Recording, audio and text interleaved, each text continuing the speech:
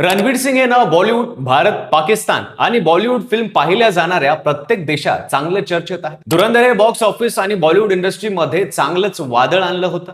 पण आता रणवीर सिंगला बॉलिवूड मधून बॅन करण्याची चर्चा सुरू आहे. एका 4 लाख कर्मचाऱ्याच्या संघटनेनं रणवीर सिंग विरोधात एक आदेश काढला आहे. त्या आदेशानुसार रणवीर सिंगला बॉलिवूड इंडस्ट्रीत काम देणार नाही. पण खरा प्रश्न हा आहे की हे प्रकरण खरंच व्यावसायिक आहे की धुरंधरचं यश सहन न झालेल्या एका पॉवरफुल गँगनं रणवीरला जाणून बुजून कोपऱ्यात ढकललेला आहे.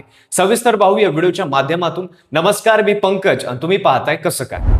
2023 साली फरहान अख्तरने एक्सेल एंटरटेनमेंट तर्फे घोषणा केली की डॉन 3 आता शाहरुख खानच्या जागी रणवीर सिंग असेल. अमिताभ बच्चन आणि शाहरुख खान सारख्या दिग्गजांनी उभी केलेली ही फ्रँचायझी आता रणवीर सिंग पुन्हा उभी राहणार होती. रणवीर सिंगचं त्या अनाउन्समेंट व्हिडिओत म्हटलं होतं की मला कोणी पकडू शकत नाही, मी डॉन आहे. इंडस्ट्रीत उत्साहात होता. फॅन आणि प्रेक्षक त्याचा फर्स्ट लुक पाहण्यासाठी आतुर होते. पण त्यानंतर 2 वर्ष गेली आणि डॉन 3 बाबत काहीही बातमी आली नाही. आणि मग अचानक 2026 मध्ये एक बातमी आली की इंडस्ट्रीमध्ये चर्चेचा विषय बनली आहे. शूट सुरू होण्याच्या फक्त 3 आठवडे आधी रणवीर सिंग डॉन 3 तून बाहेर पडण्याचा निर्णय घेतो. परदेशातील लोकेशन्स बुक झाली होती, हॉटेल्स बुक झाली होती.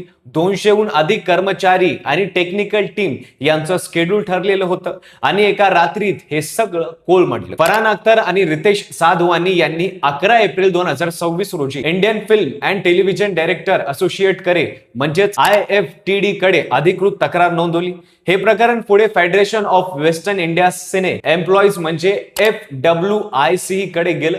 फरहान अख्तर लंडन मधून झूम वर हजर होते आणि रितेश सिधवानी स्वतः फेडरेशनच्या ऑफिसमध्ये उपस्थित होते. 2 तासाच्या सत्रात त्यांनी सगळं ऑडिट खर्च सादर केले. दावा होता की रणवीरच्या अचानक बाहेर पडल्यामुळे तब्बल 45 कोटी रुपयांचं नुकसान झालं आहे. FWIC न रणवीर सिंगला 3 वेगळ्या नोटीस पाठवल्या. पण रणवीरच्या टीमनं उत्तर दिलं की हे प्रकरण कंत्राटी आहे आणि त्यासाठी फेडरेशनचा नाही तर कायदेशीर निर्णय होणं योग्य आहे.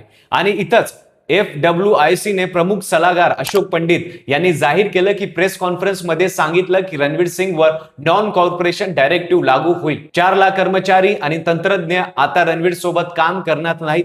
यावर रणवीरच्या टीम कडून सांगण्यात येतं की डॉन 3 साठी वर्षानुवर्ष एक्सेल एंटरटेनमेंट कडे कोणतीही पूर्व लिहिलेली स्क्रिप्ट तयार नव्हती. स्टोरीमध्ये अनेक गोष्टी अपूर्ण होत्या.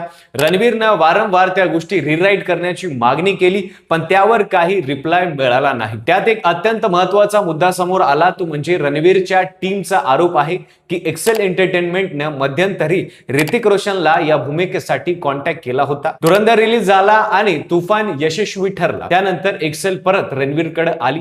रणवीरला हे अपमानास्पद वाटलं. त्यानं म्हटलं की ज्या प्रोजेक्टचे निर्माते स्वतः माझ्यावर विश्वास ठेवत नाही त्या सिनेमासाठी मी कसं काम करू. ऋतिक रोशननं या गोष्टीला स्पष्टपणे नकार दिला. त्यांनी सांगितलं की डॉन 3 साठी त्याला कधीही संपर्क करण्यात आला नव्हता. आमिर खान वर मध्यस्थी करण्याचे आरोप झाले तेव्हा त्यांनी स्पष्ट सांगितलं की या वादाशी आपला काहीही संबंध नाही. आता या सगळ्या प्रकरणाला एक वेगळं वळण देण्यात येत आहे जे सोशल मीडियावर चांगलंच व्हायरल होत आहे. धुरंधर रिलीज झाल्यानंतर जसं त्यांचं यश दिसू लागलं तसं बॉलिवूडच्या एका कम्युनिटीला ते आवडले नाही असं दिसून आल्याची चर्चा आहे. धुरंधरचे दिग्दर्शक आदित्य धर यांना नेहमीच इंडस्ट्रीत आउटसाइडर म्हणून वागणूक मिळत आली होती. उरी द सर्जिकल स्ट्राईक सारख्या राष्ट्रीय पुरस्कार विजेता सिनेमा दिल्यानंतरही मेन स्ट्रीम मधल्या मोठ्या प्रोडक्शन हाऊसने त्यांना कधी आपलं मानलं नाही.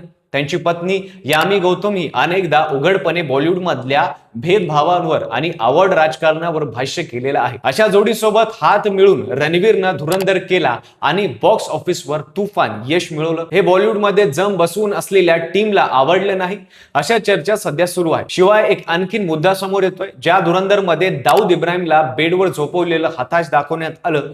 बॉलिवूड मधल्या काही मंडळींशी असलेल्या दाऊदच्या संबंधांवरून कायमचं कुजबुज होत आलेली आहे. अशा परिस्थितीत हा सिनेमा ब्लॉकबस्टर ठरणं काहींना अस्वस्थ करत होतं असाही मत काही लोकांचं आहे. झाकीर खानने एका अवॉर्ड शोच्या वेळी म्हटलं होतं की धुरंधरच्या यशानं सगळ्यांचा जळफटाल तर झाला आहे पण धूर मात्र बांद्रा आणि जुहूच्या मध्येच निघाला. ही कोपरखिळी कोणाला उद्देशून होती की केवळ हे वेगळं सांगायला नको. सध्याची परिस्थिती अशी आहे की दोन्ही बाजू आपापल्या भूमिकेवर ठाम आहेत. एक्सेल एंटरटेनमेंट 45 कोटी रुपयांच्या भरपाईची मागणी केली आहे. रणवीरच्या टीमनं याआधी एक्सेलला तब्बल 10 कोटी रुपये रोख आणि भविष्यात डॉन फ्रँचायझी वगळता दुसऱ्या कोणत्याही एक्सेल सिनेमात 25 कोटी सूट देण्याची ऑफर दिली होती असं सांगितलं जातं. पण फरहान आणि रितेशनं ही ऑफर ठुकरावली. FWIC न स्पष्ट केलं आहे की रणवीर सिंगला कायदेशीर बॅन करू शकत नाही, पण नॉन कॉर्पोरेशन डायरेक्टिव्ह आहे. रणवीरचा पुढचा मोठा सिनेमा प्रलय ऑगस्ट 2026 मध्ये शूट होणार आहे आणि त्याच टीमनं स्पष्ट केलं आहे की FWIC च्या या आदेशाचा प्रलयवर कोणताही परिणाम होणार नाही. मनोज वाजपेयीने या वादावर बोलताना सांगितलं की इंडस्ट्रीतले बहुतेक जण हे सगळं सोशल मीडियावर वाचतायत. सविस्तर माहिती कोणाकडे नाही, पण हे प्रकरण लवकरच मिटावं अशी सगळ्यांची इच्छा आहे. डॉन 3 खरंच होणार आहे का हे अजूनही सांगता येत नाही. नवीन कास्टिंग किंवा शूटिंगची तारीख जाहीर झालेली नाही. बॉलिवूडमध्ये नेहमीच असं होतं, जेव्हा एखादा माणूस सिस्टमच्या बाहेर जाऊन यशस्वी होतो तेव्हा सिस्टम त्याला परत आत खेचण्याचा प्रयत्न करते. रणवीर सिंगच्या बाजूने जे दिसतंय ते म्हणजे एका अभिनेता जो त्याच्या कलेशी प्रामाणिक राहण्यासाठी एका महाकाय फ्रँचायझीशी भांडायला तयार आहे आणि विरोधात जे दिसतंय ते म्हणजे एक टीम स्वतःचं वर्चस्व टिकवण्यासाठी एखाद्या कलाकाराला अडू शकते. खरं काय आहे, चुकीचं कोण आहे हे कोर्ट ठरवेल. पण एक प्रश्न मात्र इंडस्ट्रीत कायम राहतो, जेव्हा प्रेक्षक एखाद्या कलाकाराला डोक्यावर घेतात तेव्हा त्याला खाली खेचण्याची